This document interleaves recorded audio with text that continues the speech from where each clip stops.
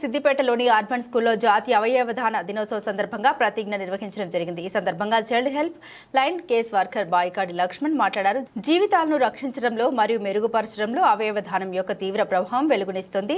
మార్పిడి కోసం అందుబాటులో ఉన్న అవయవాల కొరతతో ఉంది అని అన్నారు। అవయవదానాన్ని ప్రోత్సహించడానికి మరియు మార్పిడికి అవసరమైన వారికి మరియు అందుబాటులో ఉన్న దాతల మధ్య అంతరాన్ని తగ్గించడానికి భారత ప్రభుత్వం ఆంగ్లాన్ జన్ జాగృత అభియాన్ అవయవదానంపై సామూహిక అవగాహన ప్రచారంను ప్రారంభిస్తోందని తెలిపారు। ఈ కార్యక్రమంలో పాఠశాల ప్రిన్సిపల్ ఇమ్రాన్ మదీనా శ్రీనివాస్ ఉపాధ్యాయులు పాల్గొన్నారు। అవయవదాన ప్రతిజ్ఞ నా మరణ అనంతరం అవసరమైన వారికి కొత్త జీవితాన్ని అందించడానికి ఉపయోగించేగల నా అవయవాలు మరియు కణజాలాలను దానం చేస్తానని నేను ప్రతిజ్ఞ చేస్తున్నాను।